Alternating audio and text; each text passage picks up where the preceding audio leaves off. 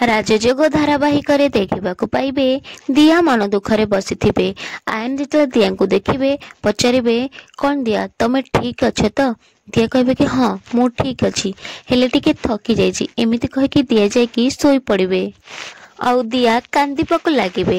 ଆୟନ ତାକୁ ବୁଝେଇବାକୁ ଯାଇକି କହିବେ, ଦିଆ ତମେ ଏପର୍ଯ୍ୟନ୍ତ ଡକ୍ଟରଙ୍କ କଥା ଭାବୁଛ ନା? ମୁଁ ଜାଣିଛି ତମେ ସେଇ ଡକ୍ଟରଙ୍କ କଥା ହିଁ ଭାବୁଛ। ଦିଆ କହିବେ, ଆୟନ ମୁଁ ବହୁତ ଡରି ଯାଇଛି। ଆମେ ଯଦି ସତରେ ବାପା ମା ନ ହେବା, ଡକ୍ଟର ଯାହା କହିଲେ ସେ କଥା ଯଦି ସତ ହେଇଯାଏ ତାହେଲେ? ଆୟନ କହିବେ, ଦିଆ ତମେ ଜମା ବି ସେ ବିଷୟରେ ଚିନ୍ତା କରନି। ଆମ ଭଲ ପାଇବା ଏତେ ଦୃଢ଼ ଯେ ଦୁନିଆର କୌଣସି ଶକ୍ତି ବି ଆମକୁ ହରେଇ ପାରିବନି କି ବିପଦରେ ପକେଇ ପାରିବନି।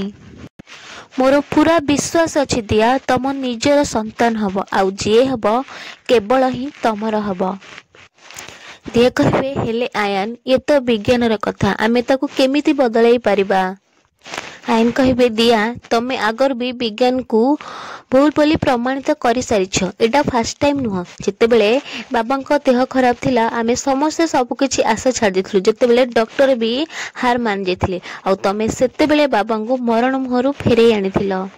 ତମ ସାଙ୍ଗରେ ମିଶି ମୁଁ ବରୁଣକୁ ବି ଫେରେଇ ଆଣିଥିଲି, ଆଉ ଏବେ ତମେ ସିଦ୍କୁ ଗୋଟେ ନୂଆ ଜୀବନ ଦେଇଛ। ତମେ ଚମତ୍କାର କରିପାରିବ ଦିଆ, ଚମତ୍କାର କରିପାରିବ। ପିତା ମା ନା ସବୁବେଳେ ଠିକ୍ କୁହନ୍ତି। ତମେ ହଉଛ ଏ ପରିବାରର ରାଜଯୋଗ। ତମ ଉପରେ ପ୍ରଭୁ ଜଗନ୍ନାଥ ମା ଲକ୍ଷ୍ମୀଙ୍କର ବିଶେଷ କରୁଣା ଅଛି।